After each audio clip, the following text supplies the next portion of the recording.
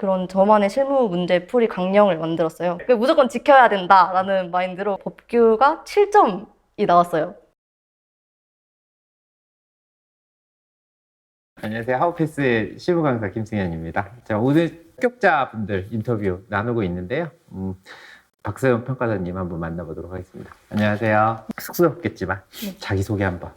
네, 안녕하세요. 저는 이번에 1년 6개월 수험 기간을 거쳐서 최연소로 합격하게 된 박서연이라고 합니다. 최연소가 두 분이에요? 생일은 아, 네, 그냥 나이만 최연소. 나이만 최연소? 늦게 태어났어야 되네. 그러니까. 아쉽네요. 네. 제가 좀 걱정했던 부분은 하우패스 종합반을 하시면서 힘들지는 않으셨어요?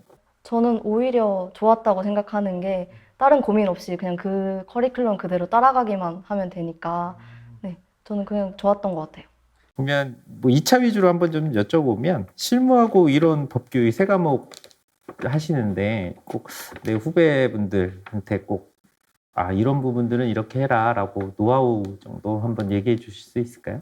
실무 같은 경우에는 제가 제일 자신이 없었던 과목이에요. 그래서 처음에는 이제 그냥 다른 분들이 많이 하시는 것처럼 문제풀이 위주로 공부를 많이 했었는데 그러다가 보니까 이제 스터디를 하게 되면 성적이 너무 편차가 심한 거예요. 그래서 제가 이제 김승현 평가사님께도 상담을 요청드렸고 김상현 평가사님과도 상담을 여러 번 하면서 알게 된 점이 실무도 어느 정도 암기가 필요하다라는 거를 알게 됐어요. 그래서 실무에서 암기가 필요한 사항들을 다 노트에 정리를 해서 그거를 위주로 암기를 우선적으로 하려고 했고, 그리고 두 번째로 했던 점은 이제 문제풀이를 하면서 제가 가져야 할 습관들이나 체크해야 할 사항들 같은 것들을 제가 노트에 정리를 해서 그런 저만의 실무 문제 풀이 강령을 만들었어요. 무조건 지켜야 된다라는 마인드로 그런 것들을 만들고 그걸 이제 독서실 책상 앞에다 붙여놓으면서 문제를 풀면서 그걸 보면서 그대로 따라 해야겠다. 예를 들면 어떤 강령이 있었어요? 문제 1번 같은 경우는 문제 분석 시간을 10분 이상은 무조건 가져간다. 아무리 문제 분석이 다 됐다고 하더라도 조급하게 답안을 작성하지 않는다. 그런 것들을 많이 했어요. 그리고 자료 제목 같은 것들도 유형별로 다 다르잖아요. 실무 문제에 자주 나오는 유형들을 다 나눠가지고 체크해야 되는 자료 제목 같은 걸 나눠놨어요. 이 시기에는 이걸 봐야 된다. 이 시간에는 이걸 봐야 된다. 이런 것들 다 정리해놔서 그대로 하려고 했던 것 같아요. 이론은 지금 두 분 거 커리를 다 타신 것 같은데 뭐 어떠셨어요? 일단 저는 처음부터 최명근 평가사님의 강의를 들었고 그 최명근 평가사님의 예시 답안 스타일이 저랑 너무 잘 맞아서 저는 수험 기간 내내 그거를 위주로 공부를 하긴 했어요. 근데 그러다가 이제 실전 감각이 조금 부족하다라는 생각이 들어서 오성범 평가사님의 문제풀이 강의에 잠깐 참여를 했었고 그때는 정말 실전 감각을 기르는 용도로 활용을 했었던 것 같아요. 특히나 오성범 평가사하고 최명근 평가사하고 보면은 둘이 굉장히 보완 관계를 유지하는 것 같긴 하거든요. 보면은 근데 두 분 강의를 어떻게 활용을 하셨어요? 조금 아무래도 두 분 스타일이 다르다 보니까 처음 문제풀이 들어가실 때는 살짝 당황을 하기는 했었는데 그래도 오성범 평가사님 장점이 그 목차 설계라든지 답안을 작성하는 스킬 위주로 많이 가르쳐 주셔서 그런 부분들을 보완적으로 보충했었던 것 같아요. 맞아요.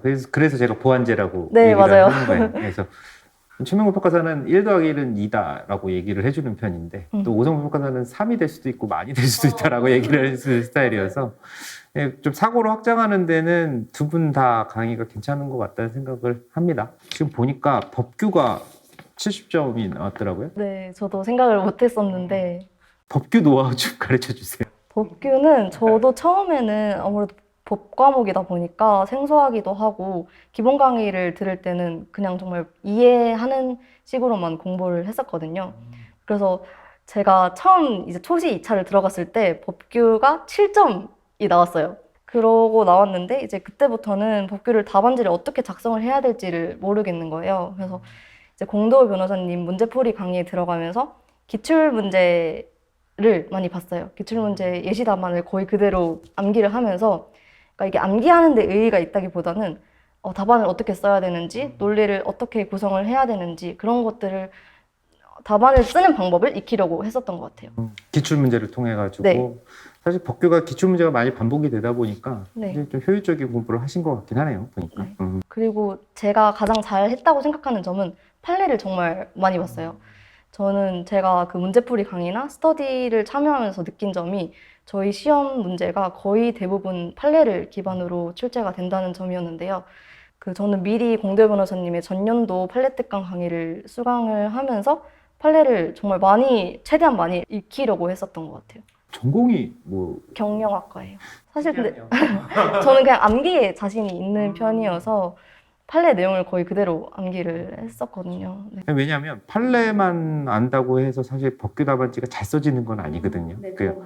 보니까 판례까지 보강을 하는 공부를 하신 거 보니까 짧은 기간에 굉장히 법규에 대한 어떤 득도? 약간 그런 느낌이 좀 있네요. 판례를 활용할 수 있는 방법이 그 판결 요지가 있잖아요. 저는 이제 아무래도 수험생이 판사분들이 할 수 있는 그런 논리를 따라갈 수는 없다고 생각을 하거든요. 그래서 저는 그 판례의 논리를 최대한 이해하고 그걸 답안지로 보여주려고 했어요. 그래서 판결 요지에 있는 그런 논리 구성이나 워딩들을 외워서 사안에 포섭돼 그때 최대한 보여주려고 했었던 것 같아요. 그게 정말 잘 쓰는 답안이긴 하죠. 저희 학원의 뭐 좀 메인 간판이라고 하면 뭐 독종 프로그램도 있는데 보니까 독종도 다 참가를 하셨어요? 독종 힘들죠?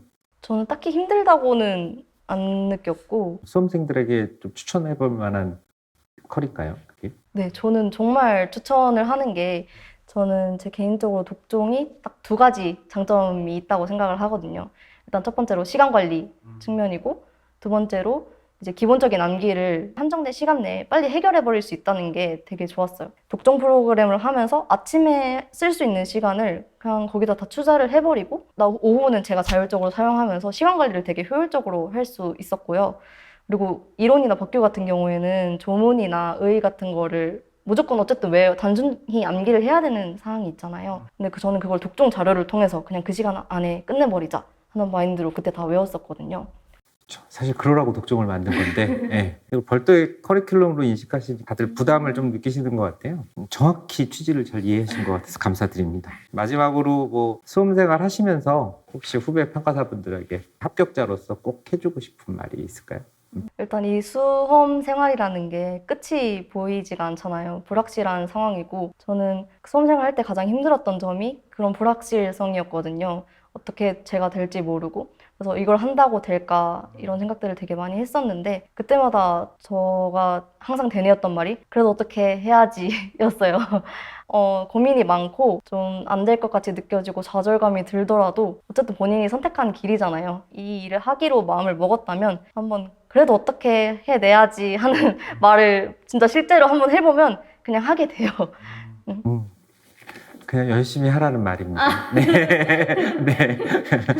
보니까 굉장히 커리를 가장 잘 활용하신 분인 것 같습니다. 일단 합격 축하드리고 다음에 또 좋은 기회 때 뵙도록 하겠습니다. 네. 감사합니다.